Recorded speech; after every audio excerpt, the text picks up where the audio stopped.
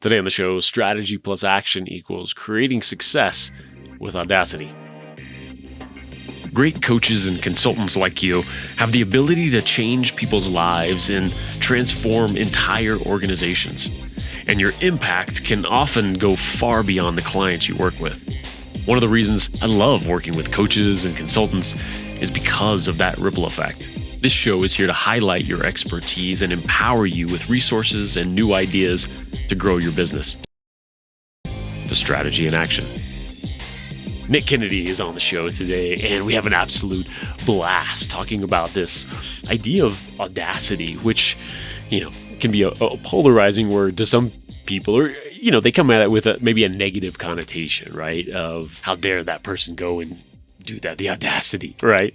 The way Nick has embraced it and really used it through his entire life is really in this idea of bravery, of courage, of taking that big, bold step, despite the fact that on paper, maybe he shouldn't be there because of his past or because of his perception of, who's in the room, and he's going anyway, right? And that's worked so well for him, even before he kind of defined it as that, from his personal life, through companies he's started and sold, the airline he started and sold, just phenomenal. And now in his big second phase of life, going into this coaching world where he's really transforming the lives of leaders of these organizations who have a massive impact on the world because they're out there leading folks. And maybe they've figured out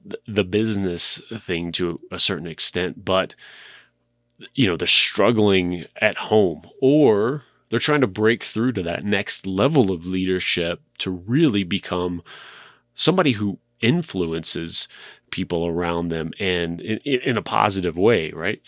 And that's how Nick works with folks and what he's helping them with. And it's just phenomenal, the transformations that he's created in folks. And he has a blast doing it. You feel that, right? As you listen to this interview and you talk to Nick at all, you know how moved he is to be doing what he's doing right now.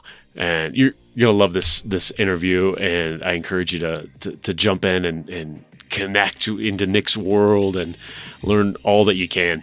All right, let's jump in. Nick Kennedy, welcome to the show. Jason, it's been too long, man. Did I say something to offend you last time I was on? Because it's been feels like a decade since I was on your show last time.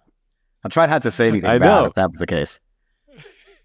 Man, I just got over it. I won't bring it up on this show, but I've been in therapy ever since. I've been working through it. I've been talking it out. Man, we can do this live if you want. We can just work it out. Well, and I think we should, because that was. Yeah, I mean, my therapist said that I really need to confront what's been holding me back. Is this an intervention? Did we just exactly? Hold on, why is my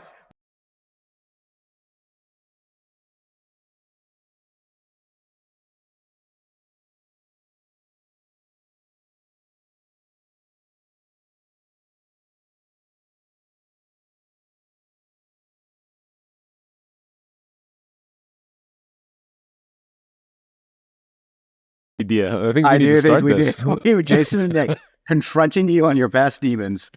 Oh man, I think we just hit the next wave of great quality reality TV right here. Thank you for being on, man. You're welcome. It's great to be here. Great to be here. It's so fun. It's great to reconnect. I know, back from my Dallas days and here in Colorado. I miss my Dallas peeps, and it's been nice to reconnect. Well, your Dallas peeps are coming to you in Colorado, so we're following you. So we'll all be up there soon. That's right, Jason. Yeah, bring it on to the. Let's all get in the mountains. I'm coming. It's nice here. Yeah. So I wanted to dig into this idea of audacity when it comes to creating success, right? And you and I have recently kind of come together on a project to build that out and sort of bring that language to life and this idea, but it's it's come about because that's how you've lived your life. That's how, you're helping people now to this day. And I want to give people some geography, of course, with some of the things that you've done, some amazing things that you've done and accomplished and businesses you've built, just to give everybody some of that context, and then really dig into this idea that we've dug into over the last, few weeks with how you help people with this idea of Audacity and what that means to you. So give some folks a little bit of background here on the business, Nick. Yeah, it's so my career is it's mainly around entrepreneurship. I've had jobs all my life doing entrepreneurial things, either as a kid and in college, selling pancakes out of my dorm room. And it was just kind of this idea that if you could create if I had a problem, then other people had problems, most likely. And so I could figure out how to fix my problem. I could fix other people's problems. And that's all really a great entrepreneur does, right? A great entrepreneur just fixes people's problems. Great salespeople fix people's problems. And my first job out of college was with Ross Perot's company, EDS. Great company, but I'm just not really a good employee, and I didn't like being in a cube. And that led me to a couple different ventures. One was a check-in kiosk company that we were checking in people at hospitals that we sold to National Cash Register. And I was young at the time. A friend of mine brought me along, who was the founder of the business, and said, "Hey, come do this business with me." And it was just an idea. And 3 or 4 years later, it was sold for 8 figures to National Cash Register. And it blew my mind. Like I knew how you could take pancakes and make money, but I didn't realize you could go make tens of millions of dollars just on that idea. And I got to see this right in front of me and got to participate a little bit in that. And that kind of led me down this path of, I stayed in healthcare for a while, did some work around oncology, decision support, and helped build that business. And then the guy who funded that business had a private jet. And in the course of me building businesses, I had spent 2 million miles flying on American Airlines in the course of a decade. So I was one of those warriors just on the plane all the time. And I hated it. I mean, it was just, at first, the first time you get to go on a business trip, it was cool because they were paying for your meals and your hotel and everything. And then I don't know when, but somehow it came out. I fell out of favor with it and hated it. And I got to ride on this gentleman's private plane, and I thought, oh my gosh, this is the life. But as I looked into private planes and using them myself, they're super expensive. Luckily for me, being born at the right time, Uber and Airbnbs were starting to come around, right? Uber's the largest transportation company with no cars. Airbnb's the largest hotel with no rooms. And I thought, why can't we be the largest airline? Why can't I create the largest airline with no planes, right? And it turns out there's a lot of planes that were sitting around being underutilized. And so we built this model where people could pay a subscription, a flat monthly fee to fly on scheduled service on private planes throughout the state of Texas. And it grew rapidly. And it was just an idea, and I didn't know anything about planes, but I had a great team that did know a lot of things about planes. And we grew really rapidly and ended up selling that business. And so I've kind of been all over the place. I've been in oncology, I've been in planes, I've been in technology most of my life, but really around entrepreneurship. And after that business, I took a lot of time off and started doing what I do now, which is executive coaching for CEOs. So I get to spend time with CEOs and create these sacred moments with them so they can make the proper decision both in their personal and in their business life. So I've built businesses, I've sold businesses, I've screwed up 1,000 times, I've been part of corporations. So my business background is a lot of different things. When there's this great, rich past of, like you mentioned, not just success, but ups, downs, everything, but also a vast network of amazing people doing that as well that you can reach out to, that you've had these, conversations with. And I think just from knowing your story a little bit, that's part of that, those great people around you is kind of what helped that transition and inspired that transition to executive coaching now. Is that accurate, I guess? Yeah. to kind of say that's what led you that way? There's this old saying, if you ever find a turtle on a fence post, it didn't get there by itself, right? And I kind of feel like a turtle on the fence post in a lot of ways. And as so let me back up a little bit. I grew up upper middle class. When I was 16, my dad was sentenced to 20 years in federal prison. So I went from this upper middle class life to this angel tree kid life. And with that, I took on a chip on my shoulder. And the chip on my shoulder was, a lot of kids made fun of me because of that when I was in high school. And I just thought, I'm never going to be made fun of again. And I'm going to do that two ways. I'm going to become very successful and wealthy, number one. And therefore, I'll be so busy talking about all my trophies that we'll never even get to like what's inside of me. And secondarily, I'm never going to talk about my dad, because why would I ever bring that skeleton out of the closet, right? And I'm realizing after I sold the business and I did a lot of work. My marriage of 18 years at the time, we're still married, been married for 25 years now. Needed a lot of work. We did marriage counseling and therapy, and I had to do a lot of work on myself, and my wife had to do a lot of work on herself, and we had to do a lot of work on our relationship.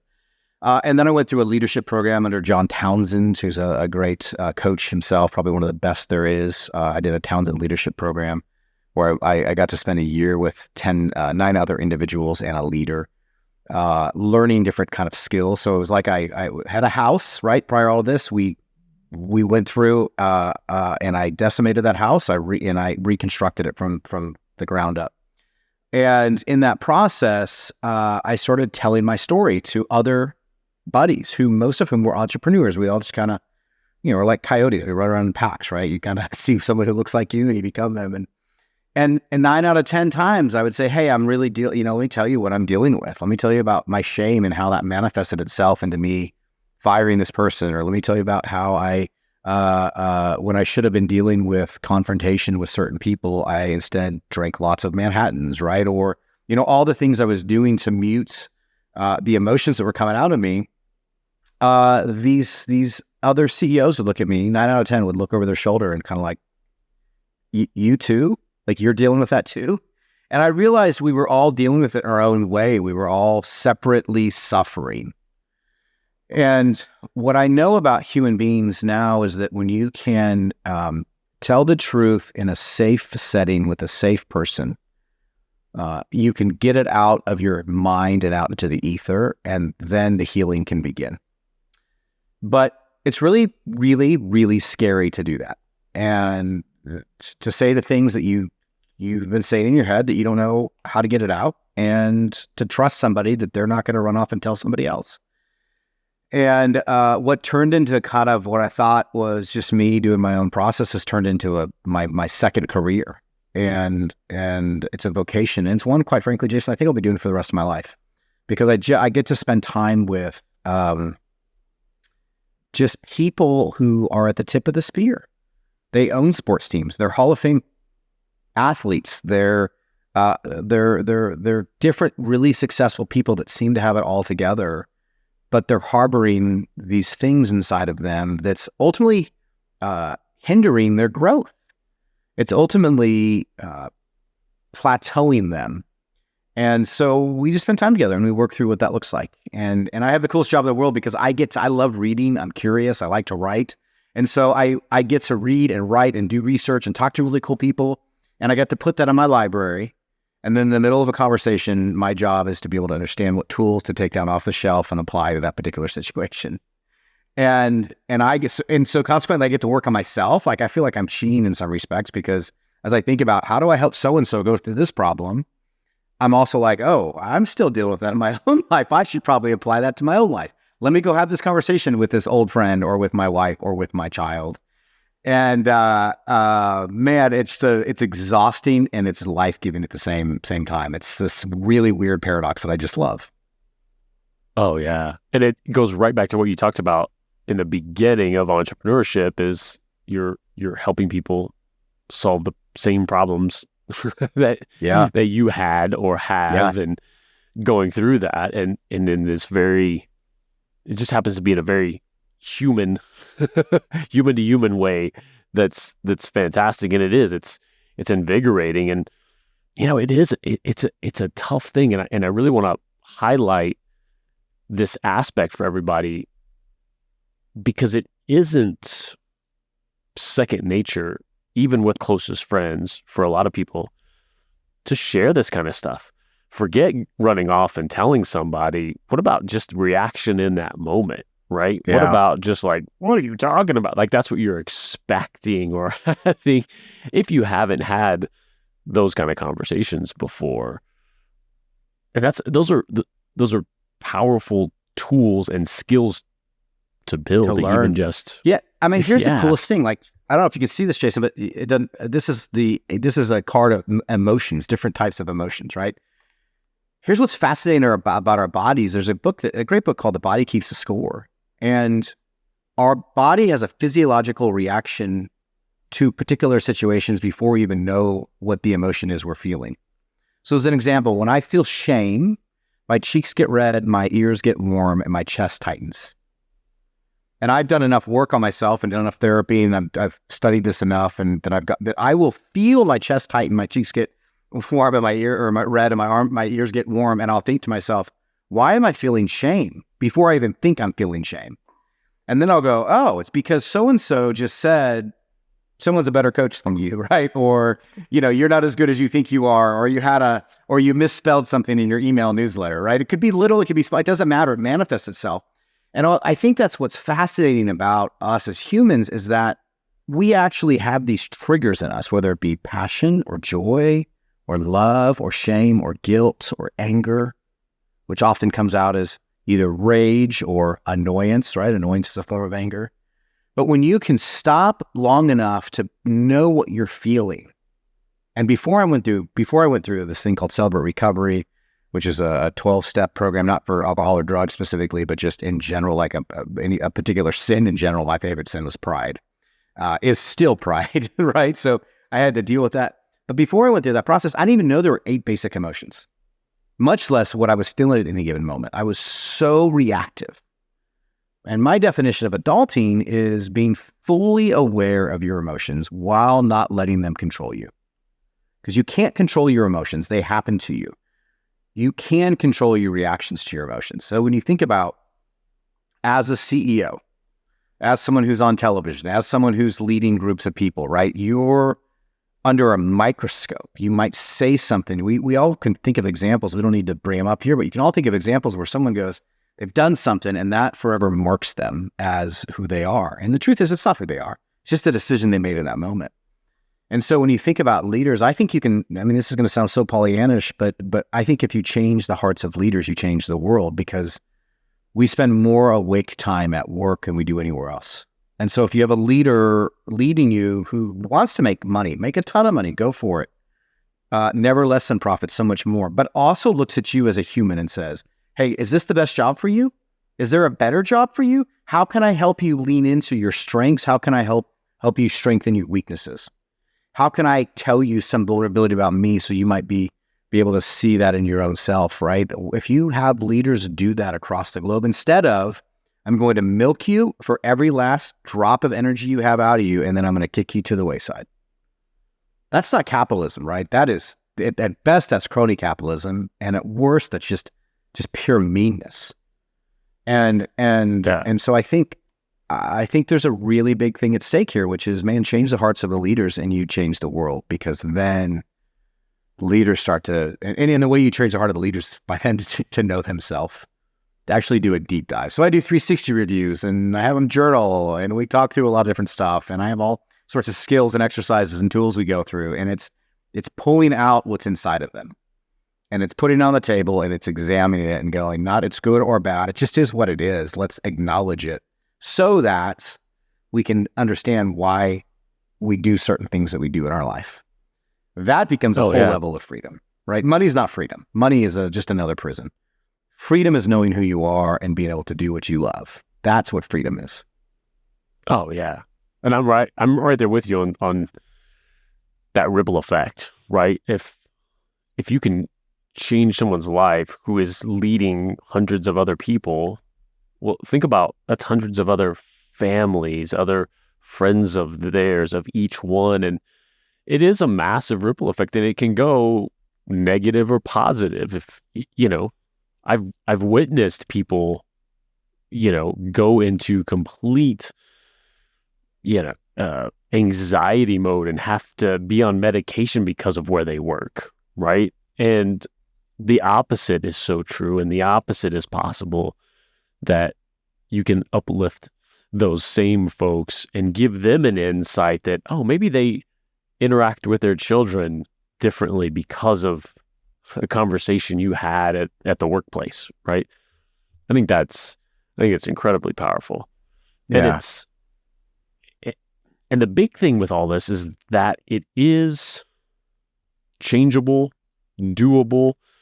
I mean, like you mentioned, we can't necessarily control our emotions in an instant, right? I think we can do the work, like you go backwards, and like the next time maybe you don't feel that same emotion because now we've reframed some things. But in that, and I think people stay stuck in that aspect of, well, that's just who I am. I can't control Yeah. if you Yeah. haven't gone down this road. And there are, I think that's what's so interesting and messy on the whole thing, is that you can accomplish a lot and not have a lot of this stuff fixed or figured out. But eventually it's going to keep knocking, it's going to keep scratching. And I think that's where you like help a lot of folks, is at that point.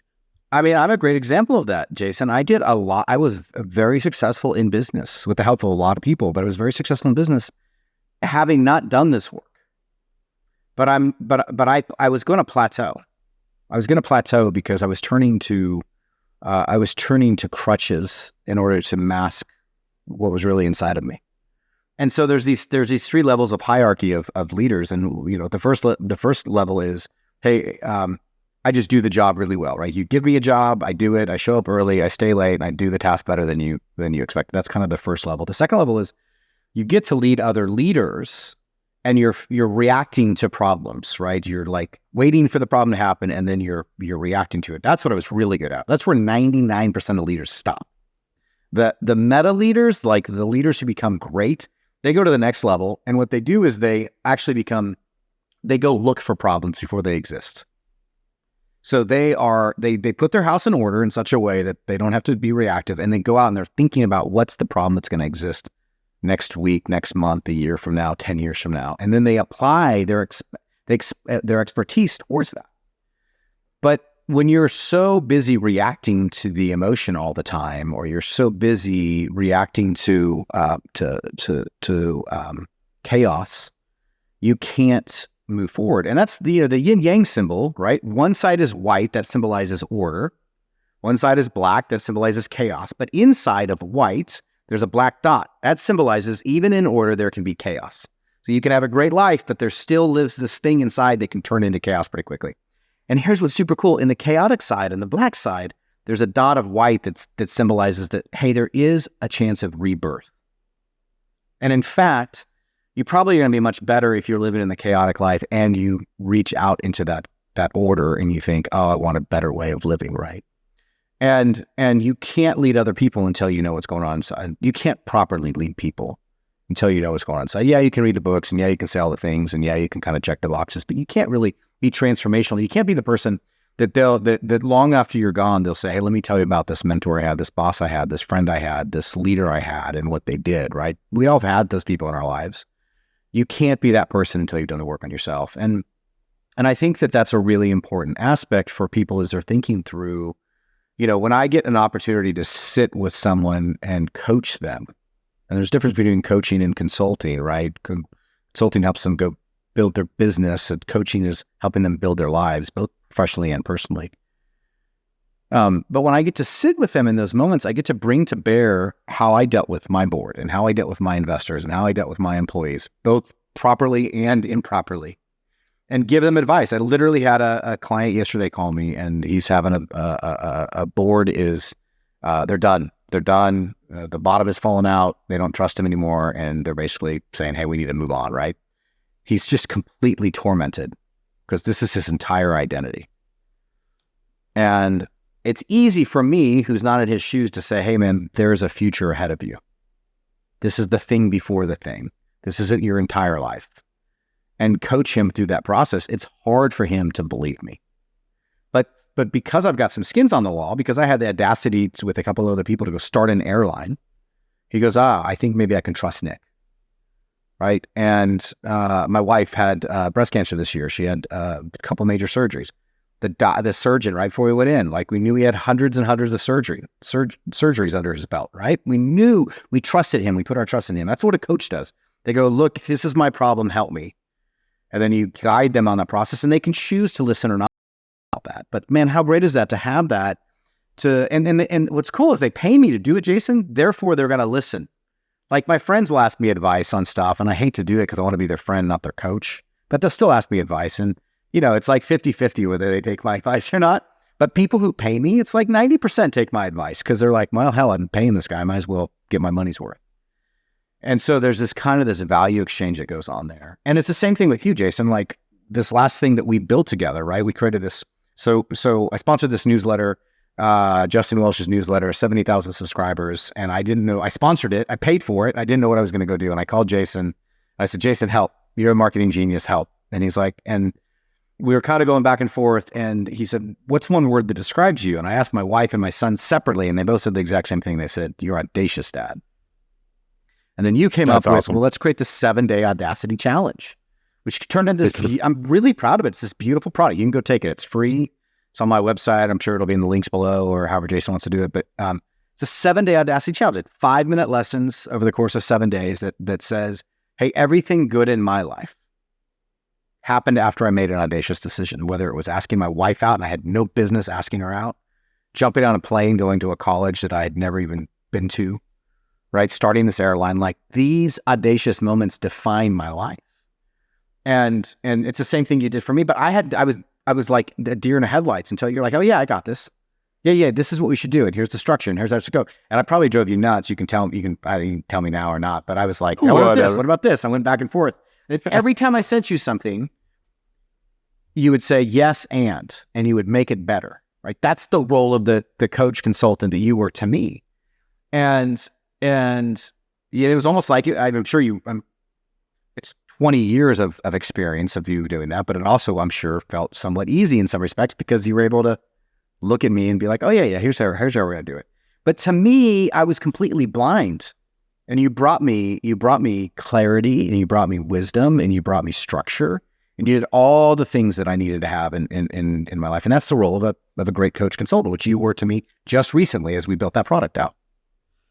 No, I appreciate those words, but that is really that's the power for all of us, and to really grab onto is,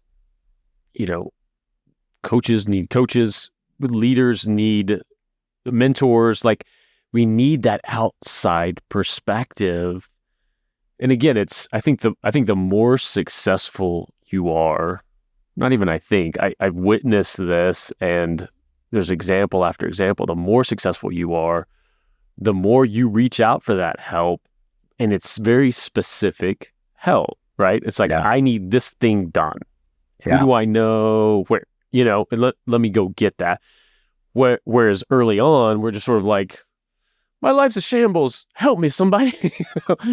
And that's a little harder to kind of get advice around until you kind of dig in there. But and however you do it, you're right. There's an easy way to do it, a hard way to do it. But regardless, just asking for help. I mean, I think I'm embarrassed to acknowledge how many years of my life, Jason, I lived thinking I didn't need help, or I knew I needed help, but I was too scared to ask for help because I went back to my shame narrative. Oh yeah, you need help because you're the prisoner's kid. Like that was what was going on. No one was thinking that about me, but in my mind, that's what I thought was going to convey. Like, oh, of course you need help.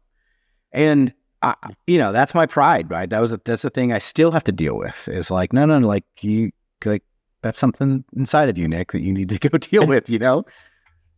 And it's interesting because a previous guest just had this conversation around this idea of asking for help, and it's so funny because you do when you just sort of hear it in passing, you're like, oh, of course, yeah, I ask for help here and there and stuff. If you really stop and go, when was the last time? Like you really asked for help, not, hey, hold this for me, but like, I'm struggling with this. I don't know what to do. Yeah. And I know the last time I did, and it was wrapped in, I do this stuff all the time. I have amazing people in my life who I can talk to. I know Nick Kennedy. He's an amazing coach. He's at that, and it's still, and I have these conversations, right? And it's still wrapped in shame, and took me to the, coming to a breaking point of something's, I don't know what, like I can't figure this thing out. And it's empowering too, when you finally get out of the like, okay, it'll be better this time when you can get out of that, but it's still hard. And I think it's good to acknowledge how difficult it is. It is. Even if you do this stuff. Here's the antidote to it, Jason. If you have a coach, they're going to meet with you regularly. And their job is to challenge you on these things. And if you don't have a coach or can't afford a coach, then you've got to find friends who will challenge you on these things. Right? Because if you say, hey, we're going to meet monthly or quarterly or whenever we're going to meet, then and here's the purpose of it. I'm going to challenge you. I want you to ask me these questions. We're going to go through it. Like that's a regular thing. It doesn't have to get to the breaking point because I've got a monthly meeting coming up and I'm going to have a conversation about that. I'd been searching for a coach for years for myself, and candidly, I kind of half-heartedly did because I was still prideful. Like, do I really need a coach or not need a coach, right? But like, there was also like every time I came across someone, I was like, they haven't done jack. How am I going to I don't trust them. They seem like and so I had some friends. We were together on a ski trip, and they're all very strong people, and they said, hey, who's coaching you? And I said, well, and he goes, and one of the guys says, what, you can't find anybody good enough for you? And I started chuckling, and he goes, yeah, I get it. Like, cause he's the same personality. And they all I said, yeah, I need help around this. And we spent time together and kind of brainstormed about someone, and they all agreed. Like there was this one person, this man that we all know, and they were like, he's the guy. And I called him up and he said, yeah, I'd be honored. Like, let's do this. Right. But like, even me as a coach who's like, you got to have a coach, is hard for me to go hire a coach. Partly because I just am not going to, first of all, coaching, to be clear, like it's like real estate agents. Like the bar to call yourself a coach is so low. I mean, everybody calls themselves coaches today. I'm desperately, please help me rebrand. I need a different word because I hate calling myself a coach compared to a lot of people that call themselves coaches. My pride again. But if you look at the coaching revenue, I think I saw something recently that they said like the top 3 or 5% of all coaches generate like 85% of all revenue. And the majority of coaches make below minimum wage at the end of the day when you look at their actual work. Wow. But you've got a ton of people that are running around there, but might have a good website or might have, so it's a hard space. But yeah, you set up the antidote to all that is have a regular cadence of people who you've given them authority and have the courage to challenge you, have the audacity to challenge you. Audacity is a bad word for a lot of people. We usually use it they had the audacity to do that. Man, audacity is another form of courage. And all courage is what you come to when you move past fear. Fear doesn't cease to exist when you get to courage. It's what you get to when you move past fear. And that's what audacity is. It's like, man, all these things, bad things could happen. But if you have nothing to lose, you're going to go ask the question to the person that you had no business asking out. You're going to go to the play because what else are you going to do, right? And then that sometimes turns into really great things. So my encouragement is like, man, don't be down if you don't have the life the life you were given was not the life you want. Have the audacity to go create a new life for yourself. Make people think you're crazy by doing things that people would never do. Yeah. And because why? Because people are drawn to that. People want to be like, you're the guy who did what? Tell me more about that. Right? Like what? Even if it's like and that's the thing that people want to be drawn to. And then you have an opportunity to have a conversation with them about what you're doing. Yeah. And I love, during the course of creating all this, I love the phrase that you used when you described this of being in the room, right? Being allowed in the room. Right? We have whatever that is for each of us.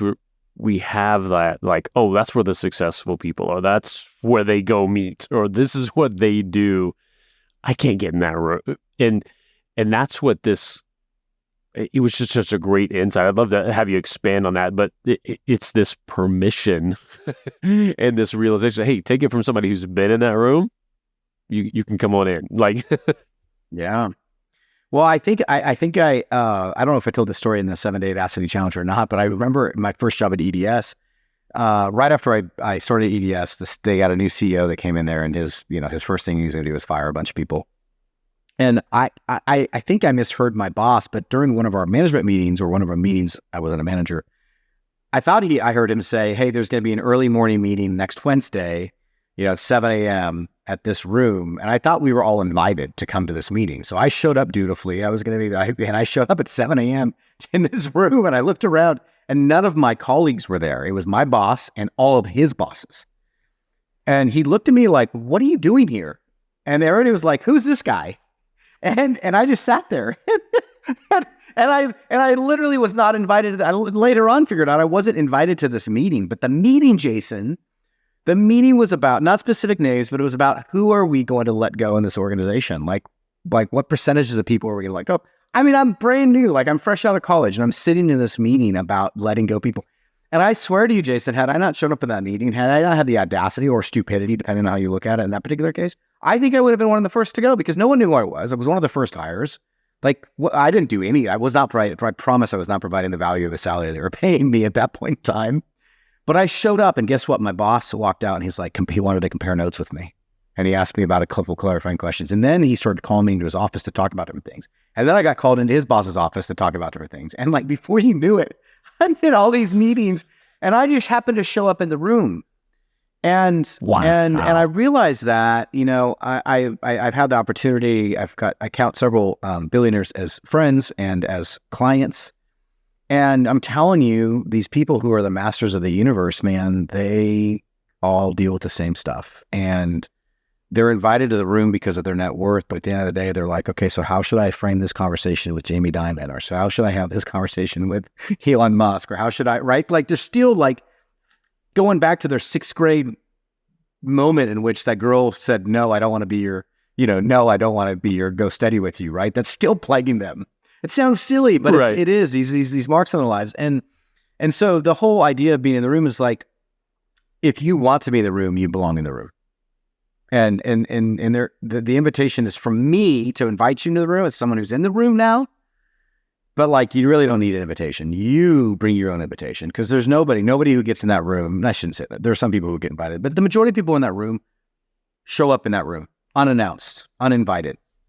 And guess what? Yeah. Everybody else in the room is almost too feckless to kick you out. And that's what you have to do when you plant a flag and you go, this is what I'm going to go do. People are like, man, I'm going to get my popcorn ready because either he or she are going to pull that off or he's going to fail miserably, but I'm going to be here to watch it. And then it's great because you have to be successful. I did an Ironman triathlon years ago, many pounds ago. And it's like, I just remember I had a particular voice person in my head who's like, you're never going to finish that. And honestly, had he not said that to me, I probably wouldn't have finished it. But I was like, damn it, I'm going to finish it because I'm not going to let that guy tell me I'm not going to finish this. And I hurt myself getting across the finish line, right? You belong in the room. This is my invitation to you as someone who's in the room to come into the room because that's where decisions are made. And you can get in there and be part of the dialogue. And you bring up a great point too of not from a matter of, I think, psyching yourself up and going wherever, but from this point of being on a mission, right? Having that, when you talked about planting that flag, and that's a key distinction in all of this because you know where you're going. You're not just crashing the party to crash the party, right? You're going in because you're on a mission, and part of your mission is who's in that room or whatever you're going to learn or meet or something. And that's a big part of this is that purposefulness there. Yeah. Yeah. I mean, we talk about it in the Audacity Challenge, this idea that to live a fully integrated life, your calling, which is the highest level of your framework of your life, has to match what you do on a daily basis. So there's your calling, there's your strategy, there's your planning, there's your tactics. There's all these things that go into what do I do on a random Tuesday morning? Well, my calling in my life is to create experiences that lead to truth-telling and life change for billionaires and prisoners and everyone in between. So that's kind of this big wow, how do you even go about doing that? Well, it means when I don't want to get out of bed, I get out of bed because I'm going to write. Because when I write, I know what I think. I don't know what I think until I actually write it out, right? It clarifies it for me. Why is that important for me? Because I've got big meetings coming up and I need to help provide good advice to people. So I need to clarify what I think so I can be clear with them about what I think they should go do because it's what they're paying me to do. right? So that leads across the board. Well, it's attacked about this. So I publish a newsletter regularly. So I am planning on, I continue to build these courses, right? I'm like, there are these things I do to get better and better and better that serves a higher purpose that I can drive down to on a daily basis. It's never about you. It's never about you. It's about something higher. It's something bigger. It's something better. There's a combination of your God-given talents and your story. And I believe every single day of ours was numbered. I believe before you were born and I was born, God knew that we'd be having this, that would be on your podcast on this day, on March 21st, right? I believe that. And if that's true, then every one of your days matters. There wasn't a mistake. Not one of the days is a mistake. There's a story that goes along with that. I have credibility because I've spent hundreds of hours in private planes. I've spent hundreds of hours in a prison visiting room. I can talk to an athlete who grew up in the hood, but also flies around in private planes. I can talk to a billionaire who's never known anything but private planes, right? I can talk to kids who are like, I have no hope. 2 of my friends died last year in gang shootings, and I don't know what to go do, right? I have this. That's my story. I hated it for a long period of time. I hated it. I was embarrassed by it. I had shame about it. And now I'm like, this is amazing because I have this credibility to be able to have these conversations and sit in these moments where I create experiences and sacred moments that hopefully lead to life change for people. And how did I come about this, Jason? I had a guy in my life named Richard Hoffman, who's no longer with us, God rest his soul, and he died of pancreatic cancer. And as I was sitting with him right before he passed away, I said, "How can I ever thank you for metaphorically punching me in the face?" He's audacious like I am, and he slapped me around a few times and said, "You better get your shit together because if you don't, it's going to be hell. Let me tell you. Let me point to my life and tell you what happens when you don't get it together." And I said, "How can I ever thank you?" And he said, "Man, just go do it. Go do the same thing for other people." And it was like he gave me my calling in some respects to go do that. And we all have these moments, or we should be looking for these moments with these people that know us and see us because we've asked for help, because we've shown them ourselves, because we've become vulnerable, that they can then say, "Hey, Jason, hey, Nick, hey, Lisa, hey, Sam, this is what I see in you. This is what I think might be something to go work on." And then, man, you never work for a day in your life. And no matter what you get paid, it's exactly what you should get paid, because that's a calling, not a job. That's a vocation, not a career. That's Well, much yeah. better than anything else you can be doing. Yes, that's powerful. I love it, man. Strong. So great. So who out there, and I know you've got different kind of entry points into the Nick Kennedy world, but who out there is listening and, what's going on in their life that they're like, I need to reach out. I need to talk to Nick, or I need to get to his site or something. So my practice is, so I limit my practice severely about who I spend time with, just because being a coach is incredibly inefficient, because humans are inefficient, and I love that. But there's no way to scale me, and I have zero desire to create a bunch of Nick Kennedy certified coaches. Like, I just don't think that model works very well. I don't think anybody has shown it can work very well. And so I limit my practice pretty severely about who I work with in person. But I do one of two things. I either work with people one-on-one, or I do a group coaching session where I take 10 leaders through a 12-month program called the Kennedy Leadership Program. And we meet in Dallas, so we meet once a month for a full day. And that's a super cool experience, because not only you get time with me, but you get, more importantly, time with 9 other CEOs, tip of the spear leaders. So I limit my practice to tip of the spear leaders, which they're the people who are responsible for payroll, because it's a whole different world moving from a VP or senior VP or even COO or CFO to CEO. It's just a whole different world. Anybody who's ever had to deal with the day-to-day really hard stuff, it's a different one. So I spend time with those folks. And then my goal is to take all the same information that I share one-on-one. I charge a lot of money for one-on-one coaching. I charge a lot of money for my group coaching. My goal is to take that same information and make it available via my newsletter and via these courses for free. So the idea is go consume this stuff as much as you can. And my prayer and hope is that you become so successful through learning some of these things that we get to work together in the future. When I first opened my practice, Jason, my wife and I spent about 3 weeks just praying over a list of people. Hey, here's someone I think you should put on the list. Came up with like 30 names, and I called all of them.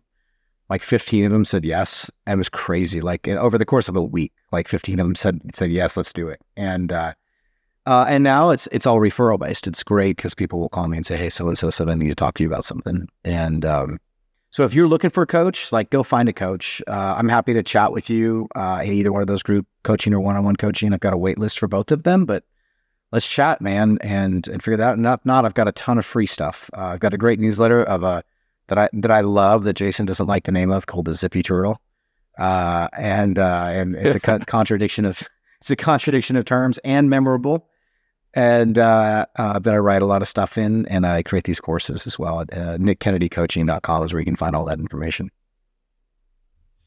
And I encourage everyone out there, go head to that website. If nothing else, start consuming some of your great stuff there for sure. Your book, The Good Entrepreneur. Oh yeah, I wrote a book too. Book. Yeah, I wrote a book as well. The Good Entrepreneur. That's a great. Hey, there's better written books, but it's a good book. I'm proud of it. I spent a lot of time on that, and I wrote it. I didn't have a ghostwriter. Like everything I write is mine. Like I don't. No one writes for me. I write it myself, which is sometimes bad for some people, but it's like the true experience, and it's about how to go build businesses, but it's also about the emotional effect it takes on you as you're building the business. And each one of these, every time I work with a client or even at the end of my chapters, I'm always giving homework, because I don't want you just to read and walk away or listen and walk away. What I want you to do is listen and then have a task that you can give yourself, that I'll give you, that will ingrain that in you, because that gets to a deeper level. And so the book has 12 chapters, 12 principles, and each one there's some homework for you to do. And I'll give you fair warning. One of them is go write your own obituary.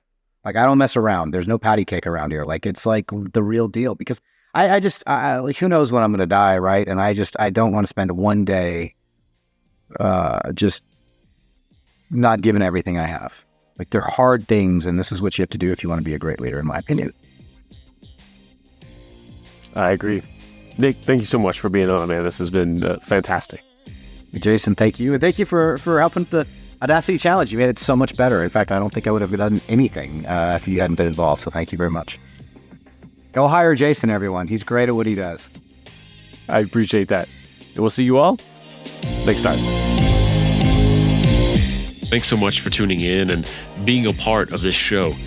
If you want help creating authority building video content, or even a client generating show of your own, go to MediaLeadsCo.com and let's connect. I'll talk to you soon on the next Strategy in Action.